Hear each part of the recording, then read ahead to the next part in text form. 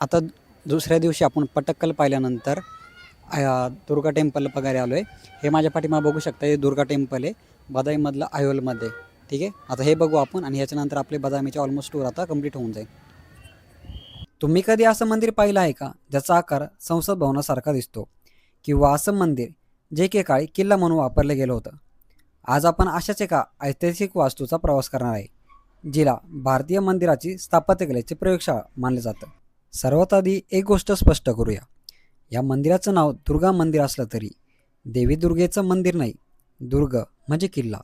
7व्या-8व्या शतकात जेव्हा चालुक्य राजवटीचा अंत झाला, तेव्हा या मंदिराचा वापर लष्करी चौका किंवा किल्ला म्हणून केला जाऊ लागला. म्हणून लोक याला दुर्गा मंदिर म्हणू लागले. मुळातच हे मंदिर भगवान विष्णू किंवा सूर्यदेवाला समर्पित होते असं मानलं जातं.